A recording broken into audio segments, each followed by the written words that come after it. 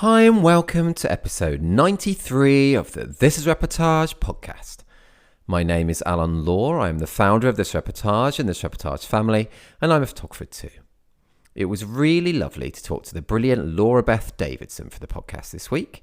Based in the USA, Laura Beth was in our top 100 photographers worldwide on This Reportage family for 2020, and she shares so much on the episode today, including the importance of documenting a family's environment as well as the people, Harry Potter voice impressions, advice for if you're just starting out as a documentary family photographer, talking us through a typical family shoot, the story behind one of her very powerful and emotive family story awards concerning her daughter Alice, writing Instagram captions, ordering at Starbucks, and so much more. Before we get on to Laura Beth, just a quick note to say there's now only a few days left to submit to our final award collections of 2021. The deadline is the same for both our wedding site and our family site. Submit by 23:59 GMT on 23rd of November 2021. Right, over to Laura Beth. Hey Laura Beth, how you doing? I'm doing well. How are you doing? Yes, I am all good. Thank you. All good. It's been actually awful. I always begin with the weather. I don't know why. Maybe it's a very British thing to do, but it's been awful today in Cornwall, torrential rain. How about for you? Because you're in America, aren't you? Yes, in Virginia, in the central part of Virginia on the East Coast. And it has actually been beautiful this week. It is finally feeling like fall, and we've had lots of sunshine, but it's not gotten too hot, and the humidity is gone. That sounds nice. What kind of temperatures do you get this time of year then? This is sort of one of the weeks that's strange because as we transition, it's when my kids are getting on the bus, it's about 40 or 45 degrees Fahrenheit. I don't know what that is Celsius. Oh, yeah, I'm awful. No, I don't know what that is. It's cold. It's about 10 degrees above freezing.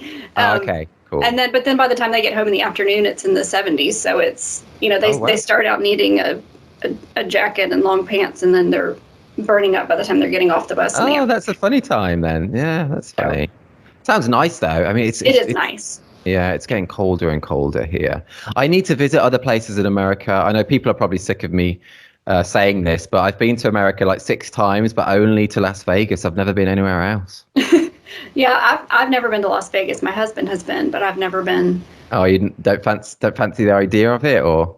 Well, I mean, I just have not gotten the opportunity. I'm not sure I would really care about the casinos, but I know that the land out there is beautiful. So it is beautiful. Yeah. I say just if you maybe not fancy the idea, because my wife just hates the idea of Vegas. I've said, well, you come with me, but she just doesn't fancy it at all, which I understand. But yeah, it is beautiful out there as well. The views from Vegas, natural views. And we got a helicopter and landed in the Grand Canyon, and that was amazing.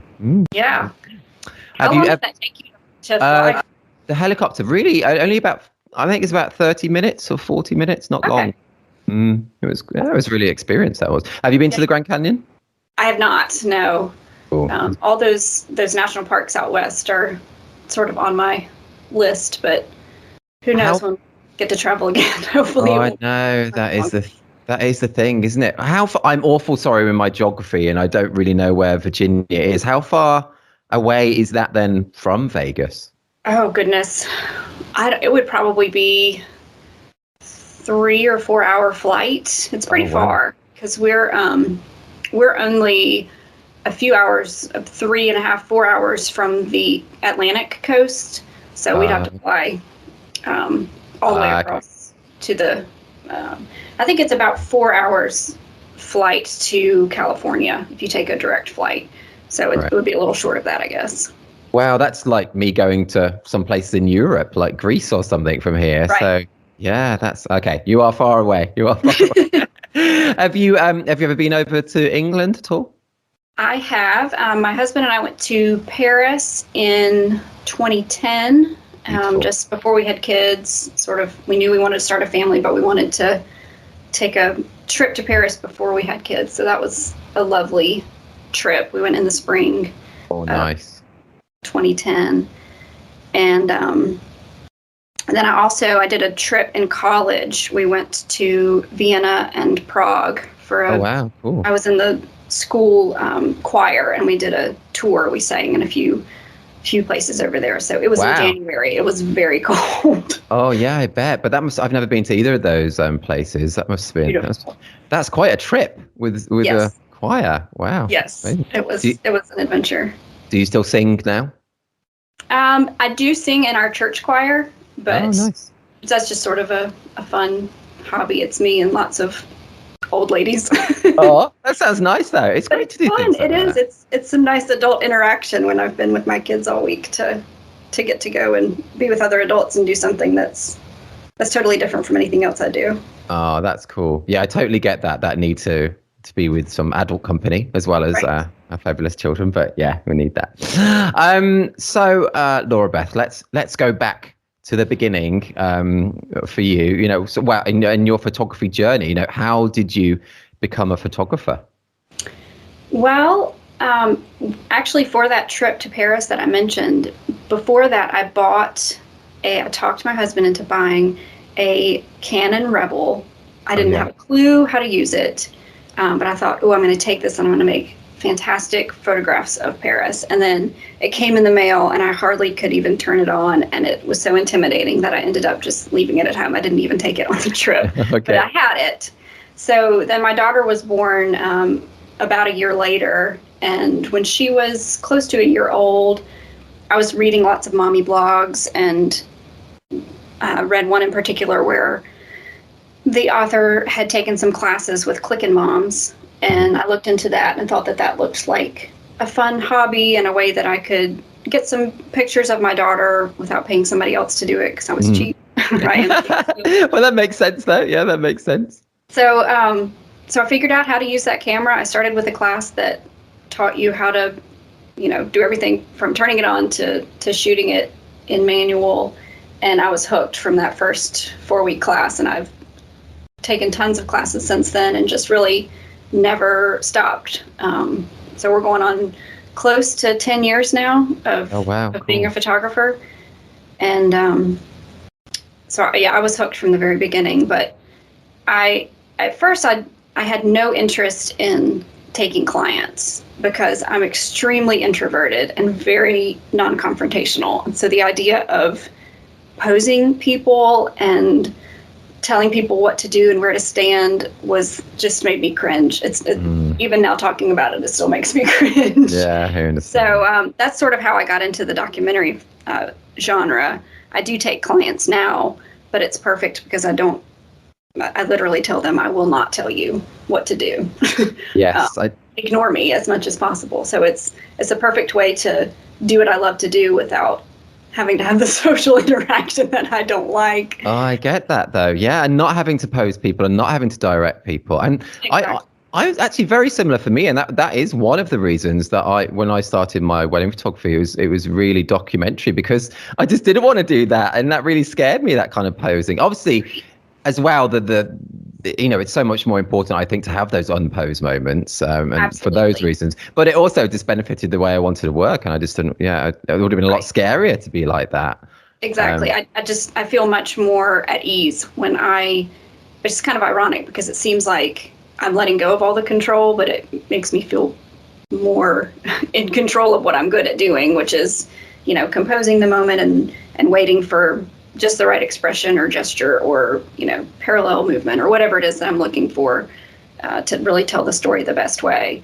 So if I were constantly trying to think about placing people a certain way or having them, their relationship to each other, their arms going this way or that way, it would really throw me off, I think. So it's just totally a different way of photographing that I've found is the way that I like to do it. I totally agree with that, 100%. Yeah, and for me as well, my least favorite part of a wedding is the kind of couple time, the portrait time, because that's when I feel like I should be more in control, even though I'm still not properly posing. I just let them be. But it's that time, isn't it, where the photographer is supposed to have more responsibility of what's happening, and I don't like that. I want everything else to happen around me, and I'm just kind of capturing it. Yeah, interesting. So, and by the way, I just have to say, I don't normally talk about myself so much, but you started with a Rebel. I did as well, actually. It was in Europe. It was called like a 500D or a 550D I had, which is like a Rebel 2 or something. So really similar. Yeah, really similar. Fun. Yeah. So then, when you decided that you really wanted to do this and you wanted a step of like getting clients, how did you get your first clients? You know, was it kind of like family, friends, and things, or how did you do it? It was. We had good friends who lived across the street from us, and they had 2 kids that are a little bit older than mine. And she runs like an exercise company. She helps people to work out. She trains people. So Cool. she has a lot of connections within the community. And then my daughters were in a little music class called Kinder Music, and we'd done it for years. And the teacher, the director of that program, obviously had a lot of connections with other young families in the area. So I went to those 2 moms and said, would you be my guinea pigs? Essentially, I'd like to come follow you for a day and just photograph your families, and then I will put it together in a photo book, and all I ask of you is that you will just share it with people, leave it out on your coffee table, and let people look at it, and then just, point them to me if they're interested in that. And it worked pretty well. It's certainly, when I look back on those pictures, obviously it was the first time that I did that for someone else other than my own kids. And it was, looking back on it now, obviously I see, that picture wasn't as great as it could have been, or I wish I'd stepped a little bit to the right for, of course you're always learning, but it was a great experience with no real worry that they were paying me lots of money and I was going to totally flop. So sure, that makes sense. Precious. Yeah, really good way of doing it. And you were really proactive to go out and have that idea and do it and offer that. I think that's really cool. So, and then we moved. We used to live in Tennessee when I was doing that. So I sort of built up a little client base there. But then we moved to Virginia in summer of 2019 and had kind of just established ourselves, gotten our kids in school, and we're meeting some new people. And then, of course, school shut down and everything stopped in March of 2020 for us. So I've sort of been on hiatus because it's just been a strange time of moving here and not really knowing anyone, and then not really having a chance to meet anyone. Through, kids' activities and school and social clubs, those kinds of things. So I've found now that our market I know that lots of markets are saturated with photographers, but for whatever reason, I just haven't had a whole lot of luck with our local market in finding families that are interested in the documentary type. Okay. Well, are they more looking for like lifestyle or portraiture? Yes. Okay. But I had a friend from high school contact me. She's followed my work for a while, and she lives a couple hours south of here in Raleigh, North Carolina, which is a bigger city. There are lots of universities around there, and she is a nurse anesthetist. Okay. And she has some connections to some other people in the anesthesiology community who have a little bit more of a disposable income, perhaps. And so I've gotten a couple of clients from her in that market, which is, I have family in that area, and it's just a couple hours drive for me. So I've actually started sort of focusing on the Raleigh, North Carolina area, because I seem to be able to get a little bit more of a foothold in sort of finding families that appreciate this style and are willing to put up the investment for it. Because, as you know, with the documentary session, it's pretty time consuming, and therefore sort of makes it a little bit more expensive than just a quick mini session that some people choose to do. So sure. So that's sort of where I am now. And of course, if local people would ever like me to take their pictures, I'm obviously not opposed to that. But sure. It's always that it's always that battle of kind of like lifting the prominence of documentary, isn't it, as well, and trying to Exactly. show people this is so important and look at these memories that you can have rather than these kind of posed things. It's always, yeah, and that was one of the reasons, for starting this Reportage family, just to try and help with that overall prominence of it as a total art, and it's something that is just so important. So yeah, I understand. It must have been frustrating though when you recently moved and then just wanting to kind of relocate your business like that for the pandemic to come along as well. But how was 2020 for you in general? Was it okay, or how were you personally? For the most part, it was really okay. Thankfully, I have a really good friend who lives not too far from where we moved. So, and I have 4 girls that are 10, 7, and then 5-year-old twins. They just turned 5 last week. Oh wow, twins! Well, gosh. Yes, and so my friend also has twins that are the age of my 7-year-old, and then a daughter who is the age of my 5-year-old twins. Ah, okay. It's quite confusing. There's lots of children between us, lots of twins.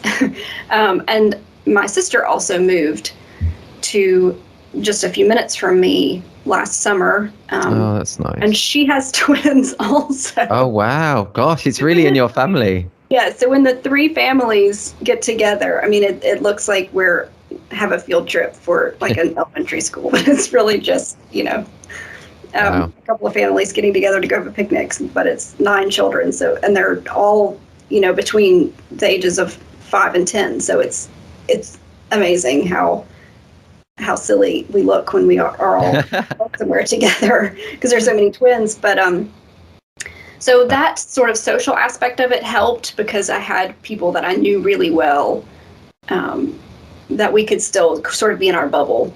And, we were still able for our girls to have playmates, and their school, my older 2 were in public school, and they were actually able to complete the entire 2020-2021 school year from fall of 2020 until last spring. They didn't have to miss a single day. Oh, wow. Physically in school then? Correct. Physically in person.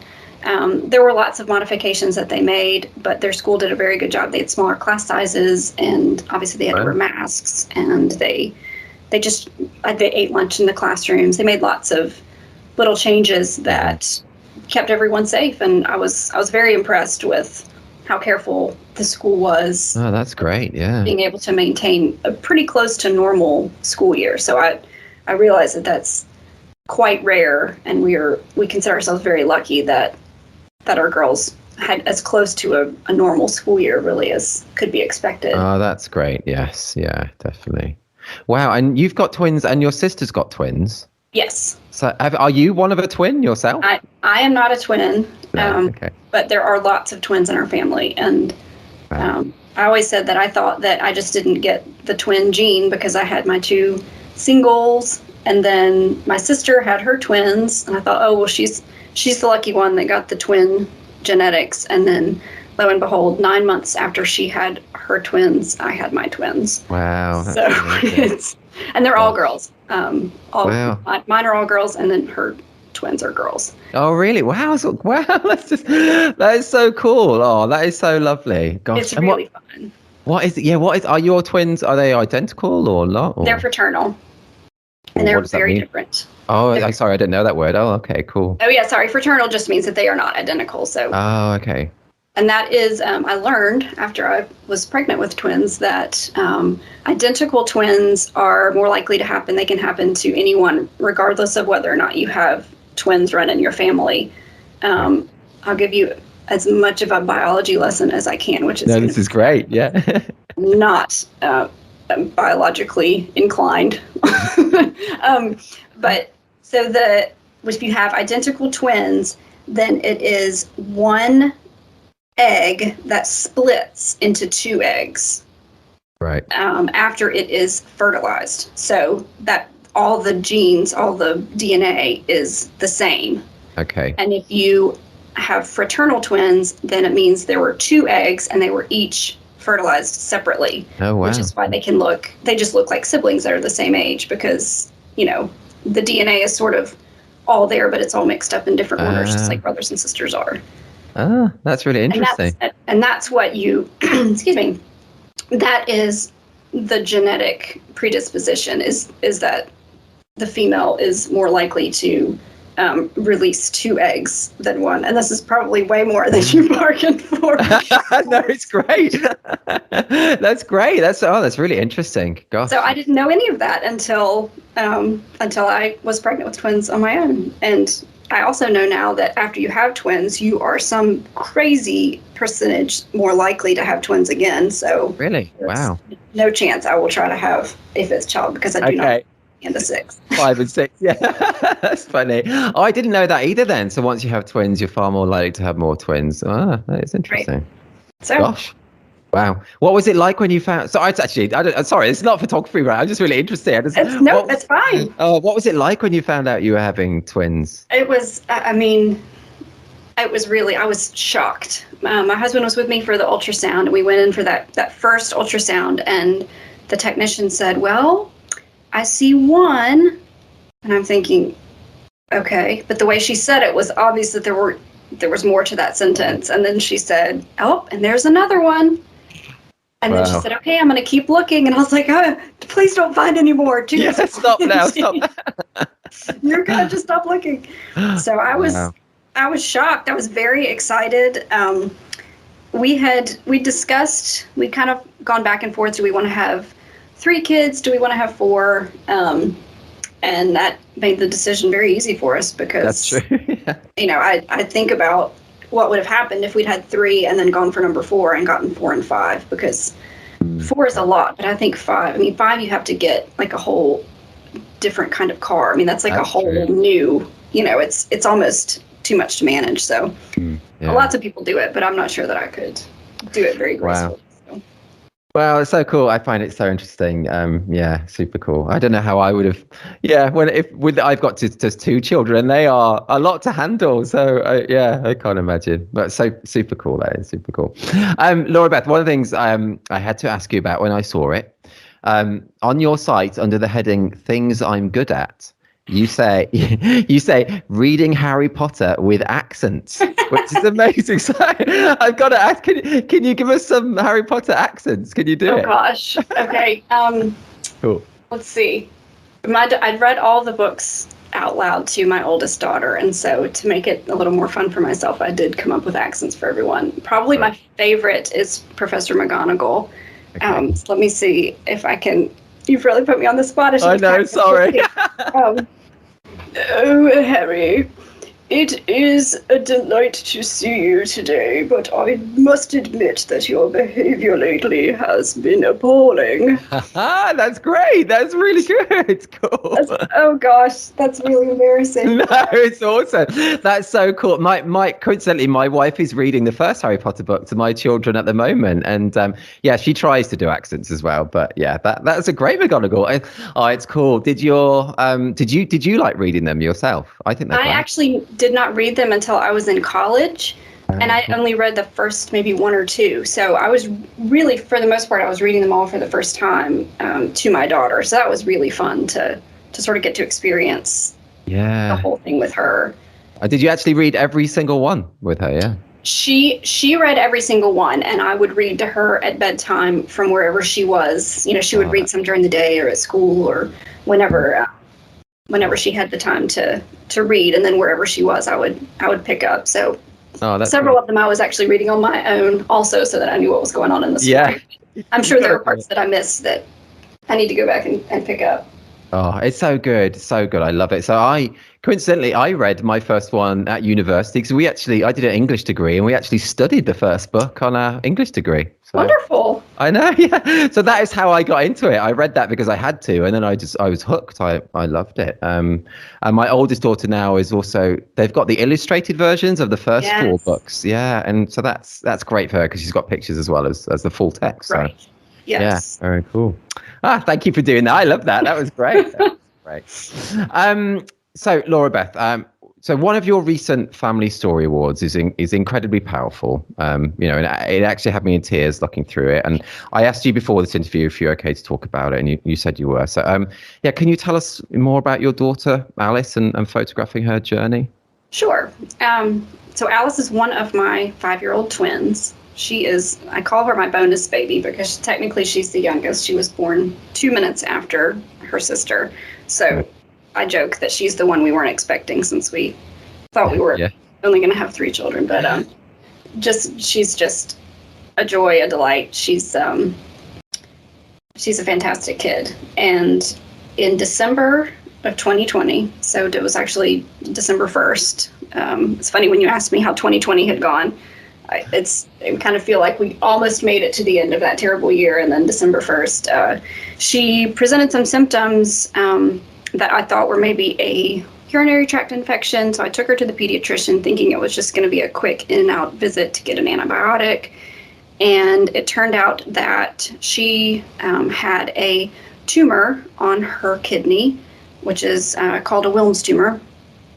And the local pediatrician, they didn't know what it was at the time. They did some ultrasounds and ended up sending us to the Children's Hospital in Charlottesville, which is about an hour and a half from here. We were admitted to the emergency room where they did lots of further testing and determined that it was a Wilms tumor. And she was taken into surgery. That was on a Tuesday, I believe. She was taken into surgery.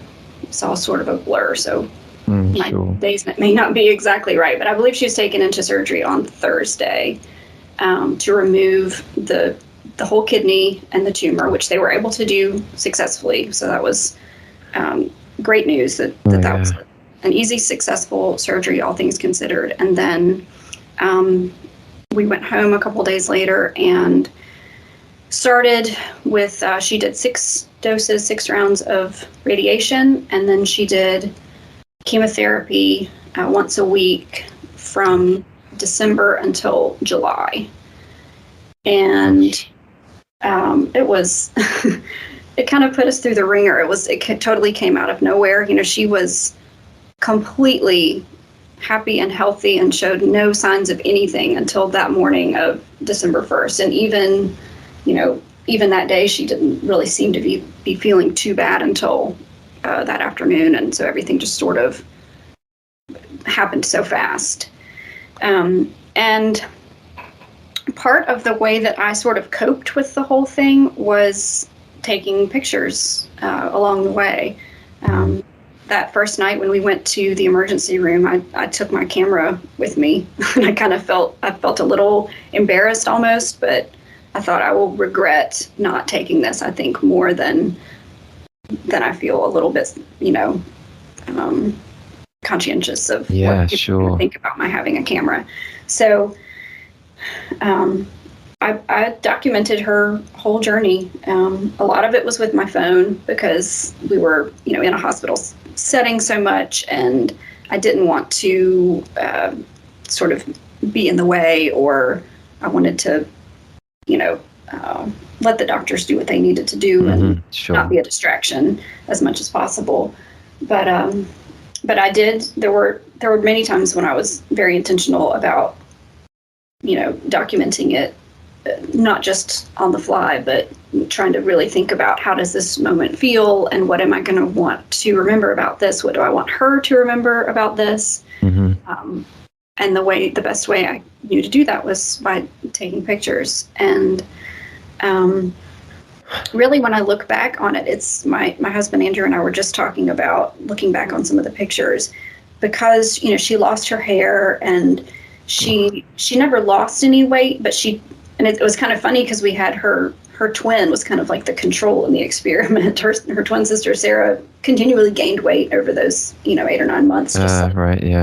A regular healthy 4-year-old should, and Alice just did not gain any weight. So, and she didn't grow. So it's kind of odd. It seemed like, you don't notice your children growing. So it was almost like watching Alice shrink when that wasn't really what was happening. But, but everything happened so slowly that I don't think we really realized how sick she looked in the moment. But now when we look back on the pictures, especially when she didn't have eyebrows and,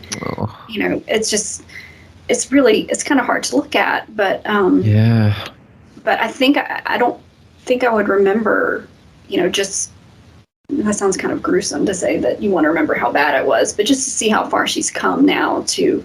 Yeah, definitely. She's I should go ahead and insert that the happy part of the story is that she is now she's done with chemotherapy. She had her 2-month scans post chemotherapy and they looked great. So she's no reason to believe that there's any chance of recurrence. Wow. And her hair's coming back. It's adorable. Oh, that's so great to hear. Oh gosh, I can't imagine, what it must have been like though this past year. I cannot imagine. It was definitely very strange, and the fact that it was COVID on top of everything made it even weirder, because I've had people ask, did you get to meet any of the other families at the Children's Hospital going through the same thing? And I was like, I didn't meet anybody. We couldn't. You didn't, right, yeah. There wasn't any socializing. I think normally they have like a parents' lounge and there's a playroom where kids could play together, but with COVID protocols, as they should be, those things were restricted, either one family at a time, or they just didn't have any kind of common areas open at all. So it felt very lonely. Oh yeah, what a time. Oh, Laura, but honestly, I just cannot imagine. And obviously I don't know you and I don't know Alice, but that story award, those images are just so powerful. Yeah, and I guess it's just partly, I understand you wanting to document it as well, and how that helped in a way with you, I don't know, processing it and being around. Right. There were so many times when I felt totally out of control because I couldn't, there was nothing I could do to make her better. But I thought, well, there's not really a way I can help in this moment, but I can help, I can document this for the future, for her to have this as her story. That's sort of an illustrated version of her story that she can, because I don't know how much she'll remember. That's true. Yeah, that's pretty young. Does she know? And obviously, this is absolutely inconsequential to the comparison to your daughter. I just wonder if she knows that she's in an award-winning kind of story. She does. Does she know? Oh, she does. She does. Yes, oh. She likes seeing pictures of herself. That's cool. Oh. So, and I tried to also include her sisters in the photos too. I can't remember how many of the ones I included in that story had her sisters in it, but I tried also to document them at home and them sort of processing it. There's one, I believe, that was in the story of her waving goodbye and her sisters and my husband on the driveway as she and I were going for one of her inpatient stays. But it really, it affected all of us. We're still reeling a little bit just from the fallout of kind of not being a normal functioning family for several months. Sure. Oh man. Oh, honestly, thank you for talking about it. And it's amazing that it's looking good. She's looking good now. So that's fantastic news. Yes. That's fantastic. Is she at school now? Or? Yes, she's doing preschool 5 days a week. She loves it. She seems to have all her energy and some. So that's great. She's doing really well. Oh, great. That's great. Really good. Great. Okay, cool. Let's change subject again. But one thing I also saw that you say on your site, that you're good at writing Instagram captions, which I think that's great though, and really interesting, and a subject I think a lot of photographers listening would like to know more about. Really, yeah. So yeah, any tips on writing good captions? What makes a good one, in your opinion? Well, I think you mentioned you were an English major. You study English. I was also an English major, so I've always loved words and writing and reading, and I like to sort of have fun. My sense of humor is a little bit leans to the dad joke side. I kind of. Oh, cool. I like that. I can appreciate that. I make puns, or sometimes I just study an image and try to think. Do I want this caption to be something that's just quick and witty, or does this require more explanation? Sometimes I feel like my Instagram account is, especially with documenting Alice, was almost a bit of a journal, sort of writing what the pictures didn't exactly or completely convey. Okay. So sometimes I think the caption tends to get a little bit long and that's good though, isn't it, really? Because people are really getting an insight into you as a photographer as well, the person behind the image. I always love reading other people's thoughts about, why they took a picture a certain way or what they were feeling in the moment that may have happened beforehand that you can't necessarily know just from what you see in the image. That sort of opens up a new level of understanding. But when all else fails, I usually will go to I will Google poem about whatever the topic of the photo is, and I try to find somebody else's words that are written. Oh, cool. Yeah. I'll just pull a line of poetry from Billy Collins is one of my favorites. He was the U.S. poet laureate for a couple different years. Oh, okay. He's a funny, really deep, but witty poet. So, Okay. But I don't know what kind of advice I would have beyond just Googling the topic or the keyword of your picture and see if somebody else has said something better about it. No, but you don't just do that. I think, as you say, just writing more about the image and your kind of feelings and your methodology behind it, or just your thoughts at the time. I think I don't know, I'm not an expert at all on Instagram captions either, but I think they are something that a lot of photographers overlook. And, just putting something like photo of the day or something, it's not going to inspire people to linger on that image or to like it or comment on it. And like it or not, that's all part of, the business side of it, is getting images that, people interact with, isn't it? And so captions are a big deal for all that. I should probably do more dad jokes on my captions, actually. You should, for sure. Yeah. Oh, that's funny. Cool. Let's change tack totally, Laura Beth. Okay. So do you watch many movies or Netflix or HBO or Amazon or anything? I do. We mostly stick to just shorter shows because by the time we get everyone in bed, we don't have much bandwidth for anything longer than about 20 or 30 minutes. But we do try to keep up with Netflix or other shows. Okay, cool. So I've been, for the past, 30 episodes now of the podcast. I don't know. I've just been doing a little game where I'll read out a synopsis, and it might be a series, it might be a movie, and we can see if you can get what it is. Okay. Okay. I thought about studying for this, but then I thought, well, how can you study for this? Read the entire Netflix catalog. It's not really. That's true. That would be like about 100 years of study. No, cool. Okay, so I'm going to go with the first one, and it is a movie, and it's quite an old movie. This must be about 25 years old now. Okay, just a clue. But okay, so the presidencies of Kennedy and Johnson, the Vietnam War, the Watergate scandal, and other historical events unfold from the perspective of an Alabama man with an IQ of 75 whose only desire is to be reunited with his childhood sweetheart. Forrest Gump. Boom, yes, straight in. Cool. I started getting worried at the beginning. I was like, oh, I don't know about, history. Yes. Not really. Oh, but then, okay, got it. That's great, isn't it? I've only seen it once, but a long time ago. I did love it. Me too. I saw it not long after it came out, and I'm sure that I did not, because I was probably in like 6th or 7th grade and did not understand half of. Oh yeah. Cool. Oh, you must be quite a bit younger than me then. I think I did. Oh, how old was I when that came out? About 15, I think, when that came out, maybe. Okay. But I love Tom Hanks. I just think he's great. Yes.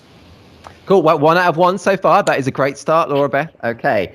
Let's go on to the second one, which is a series. And again, this is old as well. I don't know why I don't always pick old things, but this jumped out at me. This is actually one of my all-time favorite series. But okay. Anyway, this is a lot shorter, this synopsis. Okay.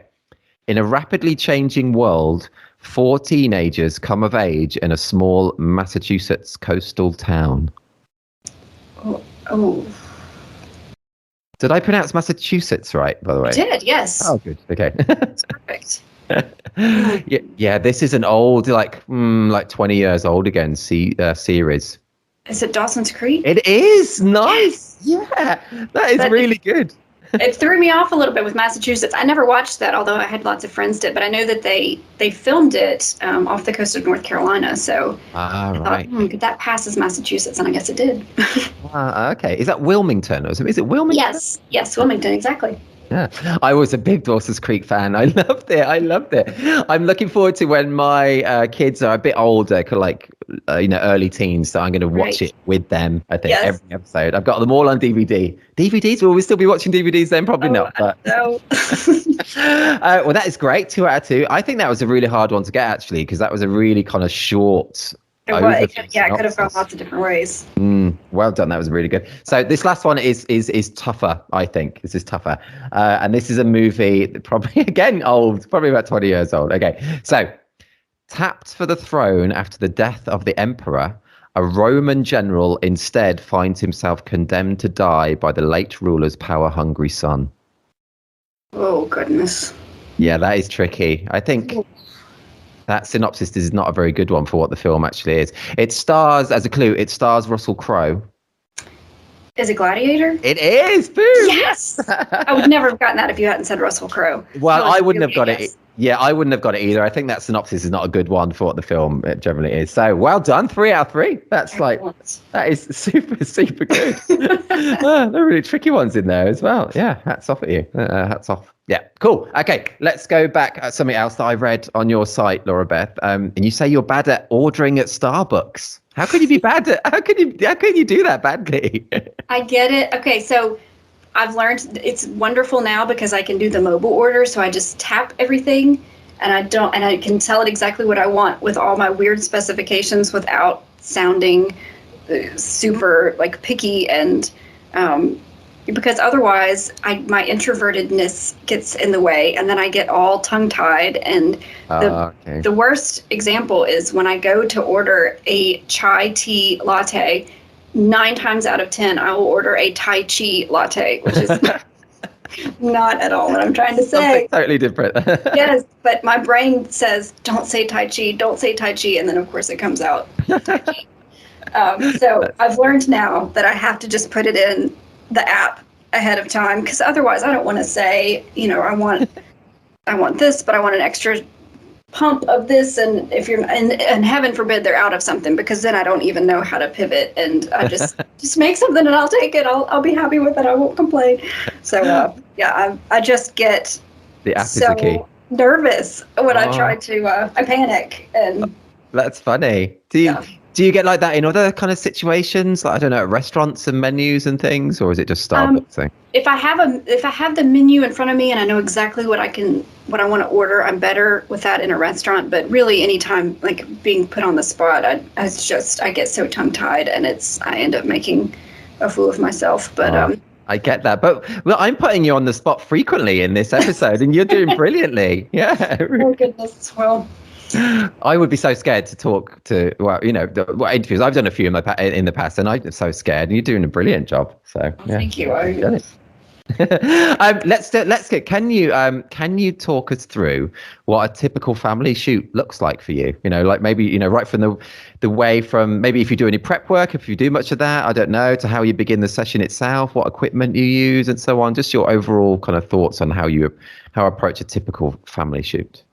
So I try to keep a family session fairly low key. It partially depends on whether or not I know the family ahead of time as to sort of the vibe going in. Because if I know the people, then it's a little bit easier for everyone to warm up around me. Because I always say, first off, just pretend I'm not here. Just do whatever you would normally do if I were not here, because I don't want you to be performing in any way for me or for the camera. And even under the best circumstances, I find that it takes a little bit of time for everyone to just sort of start acting a bit more naturally. But Generally kids warm up very quickly. It's the adults that are a little bit more not quite sure what to do with themselves. But I do try to tell my clients ahead of time, please don't clean your house beyond what you would just, do to tidy up if a neighbor were coming. However you want your house to be remembered is is the way that I want it to look. Please don't think that I'm going to have any kind of judgment coming in, because That's I haven't cool. only noticed the last time my own baseboards were wiped down. Like there's, I'm not coming in to make any kind of judgment on your housekeeping or your, Do you find that many of your families, do they adhere to that, or do you arrive there and it's all totally spotless and you can see like a cleaning company's truck outside? Right, peeling out of the neighborhood. Yeah. I think I have learned that it really just depends on the family. I think there are some families that just keep a tidier house because that's just more important to them. One of my best friends, her house is always, I can drop in on her at any time, and if she has library books on the counter, she's like, oh dear, let me just straighten them out. And I'm like, good gracious, this is, there's nothing to straighten up. So it's hard to really know what's normal for people, but it, for the most part, I think it's easy. It's easy to tell whether people have shoved everything in a closet before I get there or not. Yeah. But the other thing is that if they have kids at all, even if things are straight and tidy when I walk in, it's not going to stay that way for long if their kids are just doing their thing. So, but when you arrive at a session, do you start photographing straight away, or do you? Usually I do. I usually, if nothing else, just to sort of get myself into photographer mode. I try to chat with the family a little bit as I'm shooting, just to kind of make things a bit more comfortable and less awkward. Because it's sort of a fine line between, you want to be professional and to look like you know what you're doing, but you also want them to feel at ease and like they just have a friend or someone they can really trust who's hanging out with them. Yeah, sure. But I do try to tell people, just like I said, just ignore me, just pretend like I'm not here. And do you find most do ignore you, or do you get some that still, you can tell that they're kind of like doing things on purpose, and it's always a bit of that, I guess. Yes, there is a bit of that. And it's, sometimes you'll have a child who's really sort of performing for the camera or just for me, and just to try to get a reaction. And I try to just not take pictures of it to sort of show, I'm not really, or I may take a couple, I understand. That's a good way of doing it, I think. Just to sort of, just show them, I'm not going to keep taking pictures of that, so there's really no reason to. Yeah, play up for me. Exactly. And it really works the same way for adults too. I think if they're they're trying to coerce their kids into doing something, if I just kind of act like I'm not paying attention to it, then it seems to help them just sort of settle into whatever would be normal. That makes sense. And I have the same approach, exactly the same approach when I'm photographing weddings. And then sometimes you have guests that are playing up to the camera. Right. And I'm just, if I just ignore them, just to put it in a brutal way, then they just realize that that's not what they're supposed to do. And they just ignore me then. And that's what I want them to do. Exactly. Right. Yes. Yeah, that makes sense. And do you have any favorite kind of lens? Are you swapping lenses often, or are you shooting just with one lens? How do you work that way? I usually, unless it's a really low light situation and I need to have a wider aperture, I'm generally I shoot on a Fuji X-T3 mirrorless. Cool. And then, so that's the crop sensor. So I have the 18 to 55, which is cool. 2470 equivalent about. And I find that one works really well for just about any situation. I do have I think it's an 8mm. It's not quite a fisheye, but it's quite wide. I love Zalmi Berkowitz always uses the ultra wide fisheye lens. Oh, okay. Some of his wedding work, and he's really mastered that. So I've been sort of inspired by him to go wide sometimes, but it's tricky because it's manual focus, so it's not great for fast moving. Oh, right. That is tricky. Yeah. Wow. Yeah. Manual focus only. That is difficult. Yes. So, so for the most part, I'm using that zoom, and then I do have a 24 prime lens that goes down to f1.4 if it's a really dark situation and I just need more light. But And or if I'm shooting my own family, a lot of times if we're going somewhere that I'm going to have to be carrying my camera and holding children's hands or picking them up and carrying them, and then I'll put that lens on just because it doesn't weigh as much. Oh, right. Yeah, that's all a consideration. Definitely. Yeah, definitely. I was going to say, yeah. Do you often shoot in people's homes, or do you often go out? Do you kind of suggest to them what they should do, or do you just not give that kind of suggestion at all? I do. I have found that I think it helps people for me to suggest things, but I try to caution them, please don't do something just for the sake of the pictures. If this isn't what you usually would do, I don't want it to look like like we're pretending. But I do give some suggestions, and my favorite really is being in people's homes, because those are the photographs I think that are going to be most nostalgic later on, because even things that just are in the background, or the pair of shoes by the door, or the backpack you can see lying in the corner, all those things you don't even really give them a second look now as you live your life. But when I personally look back at pictures of myself from when I was a child, I'll be like, oh yeah, I remember that, that weird piece of art my mom had hanging on that wall, or whatever it is that. Yeah, that's true. It never even really registers to you when you just see it every day, but it can really, I think, kind of pull at your heartstrings, or just strike a chord of nostalgia when you look at it later, and it can just bring back all kinds of memories. That's so true, and that's just a huge part that I've not even really thought about much at all, because obviously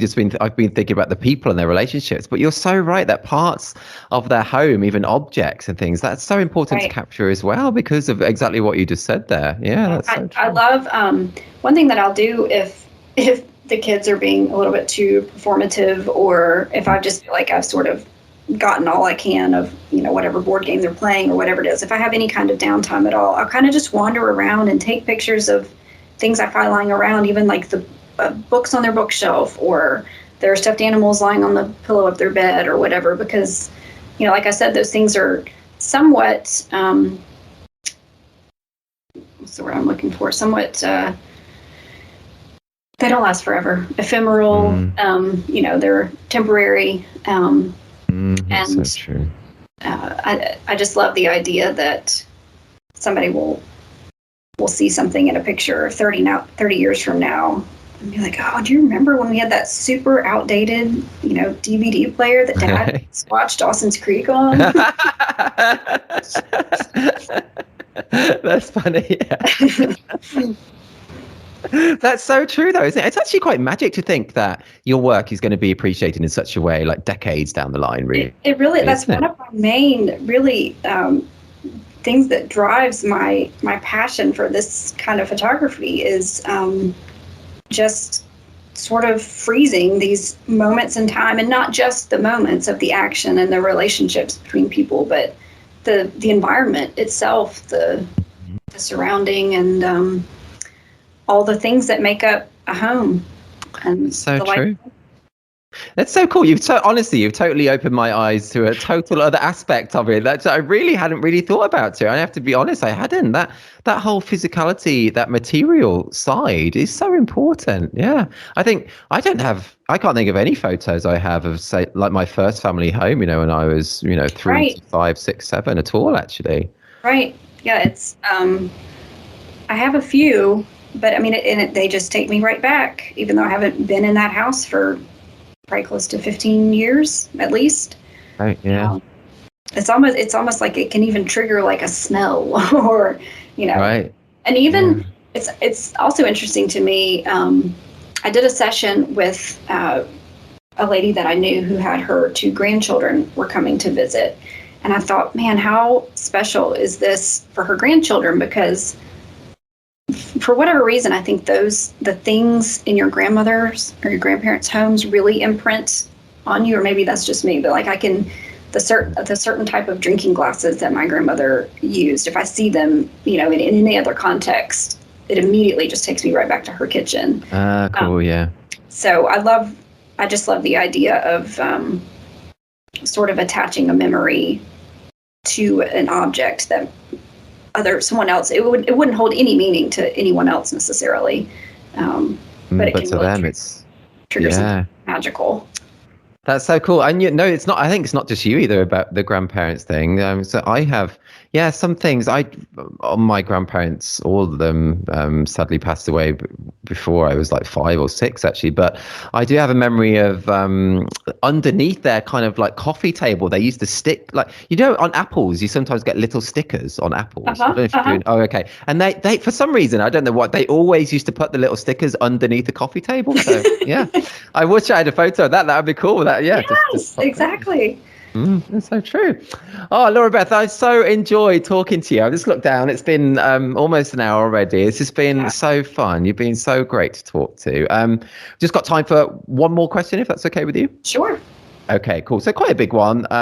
But yeah, if someone was just thinking of starting out as a documentary family photographer, a whole range of people listen to the podcast. Some people have been doing it for years, but I know some other people are just starting or would just like to start. So yeah, if someone was just starting out as a documentary family photographer, what advice or just bits of wisdom or any tips would you give to them?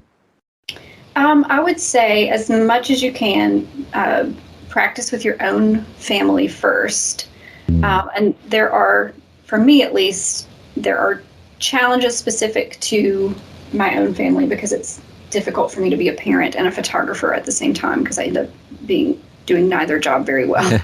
But as much as you can, just to sort of start to putting together the idea of getting the moment captured at just the right time and with a composition that makes it something beautiful and with light that might enhance it or even just tell the story if it doesn't do anything for the aesthetic of the photo. An old lamp might just be the way that a room looks. And so you have to sort of embrace all those things. But I think that the more you can practice, just with anything, the better you'll be before you start going into other people's homes. But then it is certainly important to put yourself in a situation where you're not as familiar with the way that the light might come in through the windows of your own house, if you're in someone else's house, to sort of challenge yourselves to new situations and new environments. So find a friend that'll let you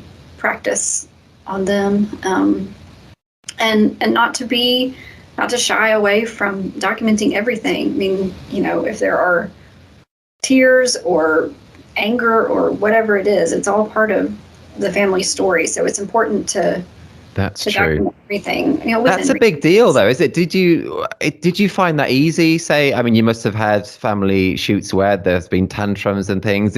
When you first started doing it, when it wasn't your own children, were you a bit more shy about capturing those moments or asking even the family's permission? How has it happened for you? I do try to prepare families ahead of time. I'll say I'm gonna document everything, and it's not all going to be pretty, but it will all be real. So I try to just sort of set that expectation that, but I think it also gives them a little grace and helps them to know that what I'm doing is documenting it. I'm not sitting there wishing that the kid would stop crying. Tears are good for the camera. Right. We're not judging them. We're not judging. Exactly. Them. Right. It's just telling the true story of that day. So perfect. Oh, that's Laura Beth, so good. Those are great bits of advice and tips. And the whole episode, it's just been so lovely to talk to you. You've been so open. You gave great stories, great Harry Potter accent as well. And you nailed the Netflix game. It was just awesome, honestly, so good. And people listening now, do head to thisreportagefamily.com or thisreportage.com. I'll include a link through to Laura Beth's site and the very powerful Family Story Award that you won as well. And such great news about Alice. All my best for her. I hope this December you have a bit of a nicer December than last December. I can't imagine what Christmas was like last year. Yes, it was. It'll be weird to sort of relive it. Already just sort of starting to make plans for the holidays is a little bit odd to think, oh, well, last year it was, we didn't know what was coming, or, it's getting close to that 1 year mark where it's almost like going through the motions of the holidays again, but in a totally different context. So it'll be different, but I think we have a lot more to be grateful for and put in perspective for sure. Yeah. Oh gosh. But honestly, it's so lovely talking to you. I hope I get to meet you in real life. I need to visit other places in America, so I'd love to meet you. And yeah, just all the best for the rest of the year. Just lovely talking to you, Laura Beth. Thank you so much, Alan. I appreciate it. Oh, thank you for coming on. It's been lovely talking to you. Yeah, stay well. Bye-bye. Thank you. Bye-bye. You've been listening to the 93rd episode of the This Is Reportage podcast. Laura Beth was so interesting and fab to talk to. Hope you enjoyed listening. Head to thisreportagefamily.com or thisreportage.com for a link to her website and to see the family story awards you discussed on the episode too. We now have 93 episodes of the podcast available, where we speak to wedding and family photographers from all over the world, delve into our back catalogue to hear from the likes of Marisa Martins, Lisa Hu Chen, Els Corsten, Pedro Villela, David Scholes, Sanada Block, Adam Riley, Frank Boutonnet, Alison Bounce, Ralu Chase, Elka Van Rulo, Alice Chapman, Adam Johnson, Stephen Hairshaft, and many more too. If you're not a member of This Reportage or This Reportage family, check out all the benefits of joining us, including an unlimited number of images on your profile, 60 individual award and 18 story award entries per year, invites to our physical meetups and parties, including our upcoming Christmas party in December 2021, exclusive discounts, hours of educational videos featuring tips and advice on some of the world's best photographers, and much more too. Submissions are closing in just a few days for our final award collections of 2021. The deadline is the same for both our wedding site and our family site. Submit by 23:59 GMT on 23rd of November 2021. No poses, nothing staged. This is Reportage. And this is bye for now.